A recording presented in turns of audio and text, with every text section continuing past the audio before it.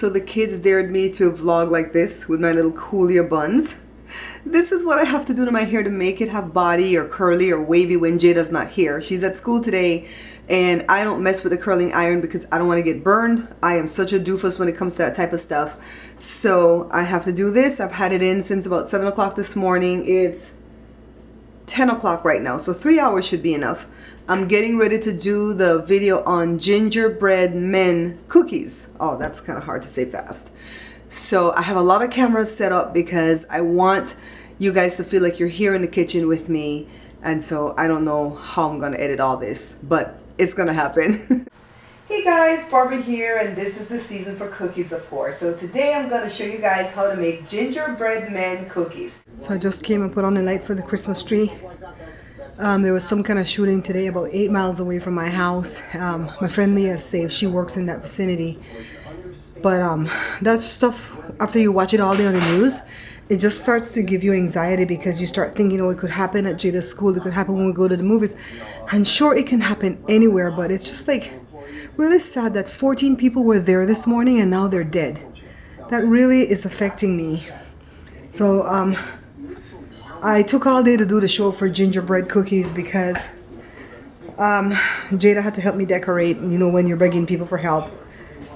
Look at Norman, guys. Wanted to show you. Wednesday is guarding her spot ever since Norman came. She doesn't move from there. And look at Norman. He is so at home here now since Friday. He's smelling what Joe's cooking. Norman, come back. Norman. So Mario calls him Norman, which is the English version. I call him Naman, which is the Creole version. Naman, say hi. Say hi. And Joe's making cold soup. He did it in the pressure cooker for what, 2 hours, right, Joe? And now he's just kind of stewing it down. I did those gingerbread cookies. I'm going to show you guys a picture because I just cleaned up my mess. And right now what I'm going to go do is pull all the clips off of the cameras and start preliminary, right? Preliminary. That's hard. I'm going to start preliminary editing. Yeah, I think it's right. So, let me get to my room. Charge my phone a little bit too. You know what I should eat? I think Joe, when did you come home from work? What time did you come home from work? Who? You. What time? Uh-huh. 12. 12? Oh my God, that's the last time I ate. Why am I not hungry? Better than me. I didn't even eat these cookies. I ate like a half. Hey, you're better than me. I'm eat breakfast as well. That's it. Come to think of it, I didn't even taste it for camera. Crap. I already threw some in the trash. I'm gonna get that one out the trash. I already put the bin away.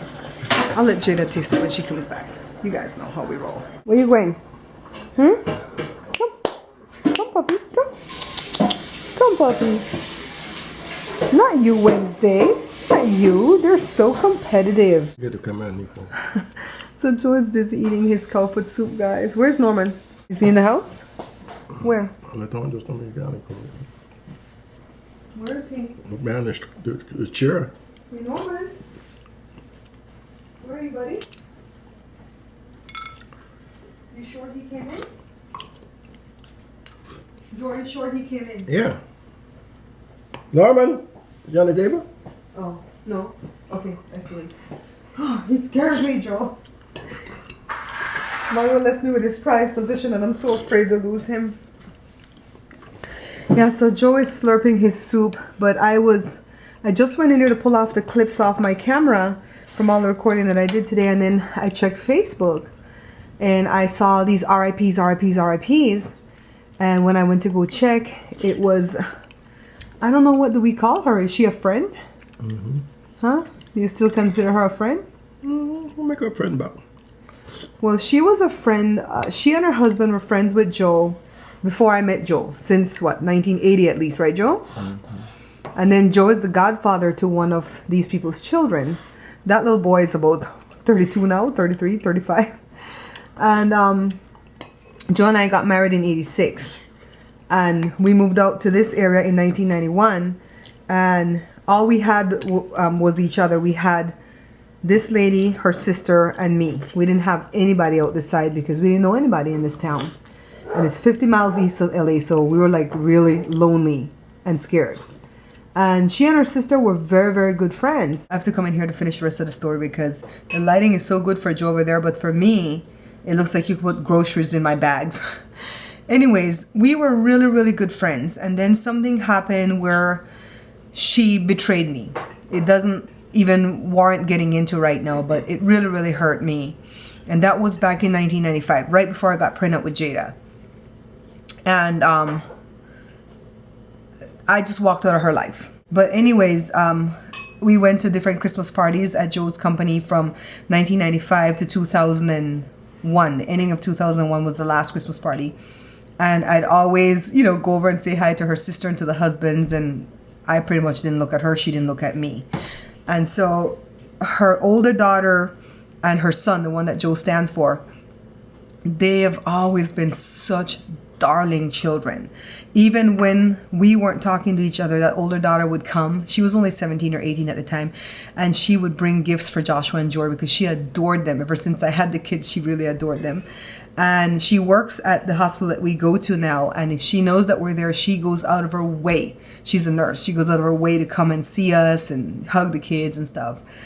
And so, that she didn't stop and lost any kind of respect for us, even after the grown-ups weren't talking anymore. So finally, fast forward to 2014, last year, I went for my CAT scan when I had the vertigo. And we sat right across in the room. Joe was trying to do his dishes, but it's going to make a lot of noise in your ears. Yeah, so when we sat down and I looked across the room, I saw the daughter. Joe didn't even see anybody. And I was like, Joe, look. And then she saw us, and of course she made much of us. She ran, hugged us. She had a brand new baby. She was just really as darling as she could be. And then I looked and I saw that her mom was next to her. I didn't really recognize her because she had been ravaged by cancer. And so I looked at her and I smiled because no matter what the betrayal was, here's somebody sick, have a heart, you know what I mean? So I smiled and she wouldn't smile back. And then the daughter was like, Mom, it's so-and-so. And it could have been chemo fog or whatever. It could have been still animosity. I don't really know. I don't really care. Because shortly after that, she was just talking up a storm. And she's like, oh my God, how are the boys? Haven't seen them since they were little. And, they don't really know Jada because this stuff happened right when I got pregnant with Jada. And she was just like really, really interested in what's going on. And then she gave Joe her husband's number because Joe was friends with him first. And that guy was the one that got Joe the job at the company that Joe used to work for when Joe started there in 1980. And they worked together till the ending of 2001. They were friends. I mean, I think Joe still considers him a friend, but Joe's the kind of person, he doesn't really keep up friendships. He will be there for you if you need him, but he's not going to be making that phone call, and see how you're doing, stuff like that. I'm more like that. And so we got on well in the doctor's office that day. She went and took her MRI. I went and took my CAT scan. She wished me well. I wish her well. And right after she got home, she friended me on Facebook. And that's pretty much how we've communicated since May, or whenever I went for that CAT scan, June or whatever, 2014. And so she'll put a nice comment when I have good news about mommy. If I have bad news about mommy, she'll, put something comforting or whatever. And whenever she posts something that she's not feeling well, I go back and I do the same thing, show some kindness. But like a phone call, to pick up the phone and call, we never did any of that. And so I know that around the 28th of, right before Thanksgiving, she had put up there that she really wasn't feeling well and she needed prayers. And then, like I said, I didn't go on Facebook all day yesterday. All of a sudden, I turn it on, and it's like RIP. I'm like, oh my God.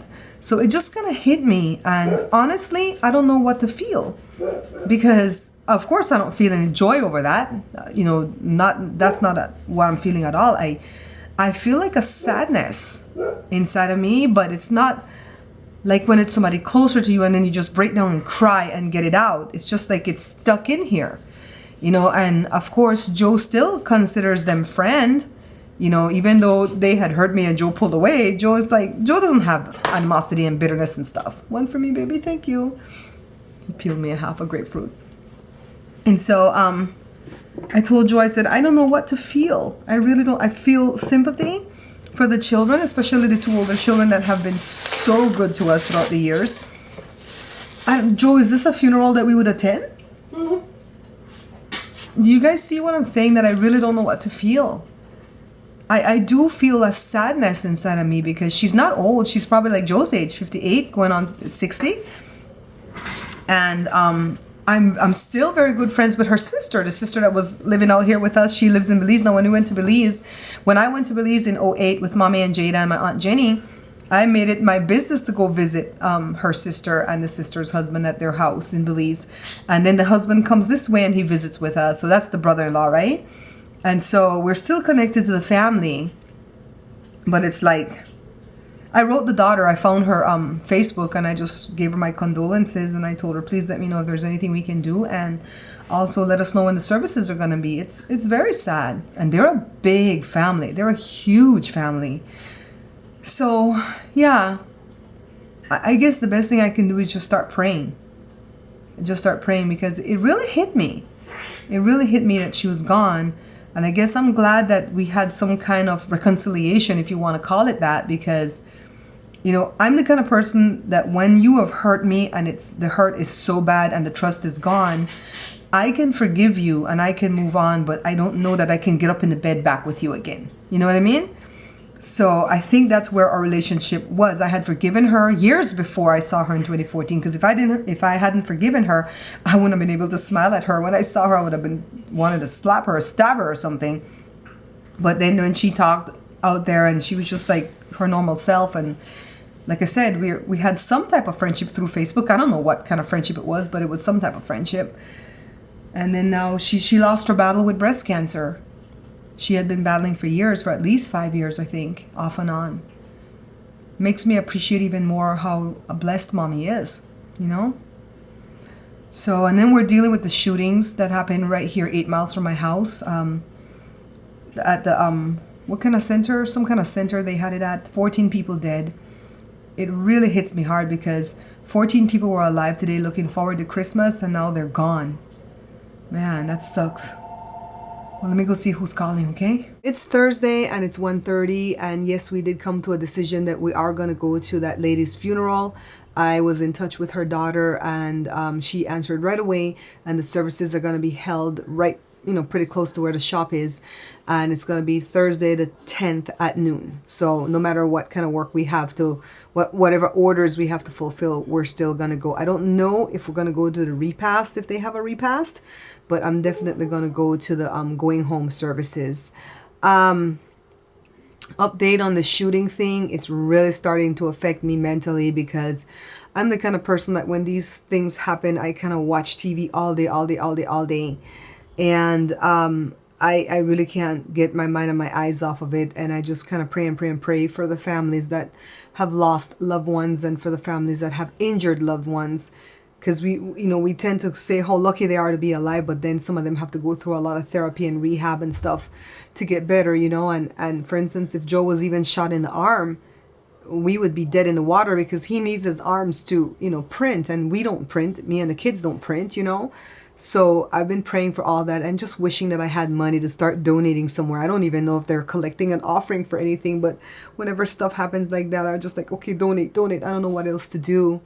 So it's very sad. And, you know, I guess I assumed that everybody knew about it. So when I called my sweet Helen today and realized she didn't even know about it, and if she did, she would have been fretting about me. And Angie and Marie, you guys are such sweethearts, because the minute you woke up to the news, you right away got in touch with me, because you know that I live pretty near San Bernardino. I always say that San Bernardino is the next biggest town next to where I live. And so I'm closer to San Bernardino than to LA, of course. We're like literally 8 miles away. That's one of the exits we go to a lot when we used to visit a friend of mine. And, you know, it was very scary what was going on. Jory's school was under lockdown. You guys know that Jory is a school teacher with the city where I live. And the minute he got to, because he goes for the after school program, but on Wednesdays they go early, because Wednesday is minimum day for the kids. And so he starts at 11 o'clock on Wednesdays, and that's right when it happened. So he was under lockdown all day. And when everybody got home safely last night, I was so happy. I didn't even go to the gym. I wasn't afraid to go to the gym, but I was just like relieved that everybody was home safely. And I wanted to go to church for Bible study, but then fear did step in. And I was like, no, I don't want to go anywhere where anybody's congregating. I'm just going to sit still. So, but I already prayed that through, and I'm good again. So yeah, that's the update. I've just been praying for these people, and I don't like when people come on, and I saw somebody's scope or something where the girl was like, shut up about it, I don't want to hear about it anymore. And I'm like, some people need to talk about it to get it out their system, and you know, then it'll get a little bit easier. I don't know.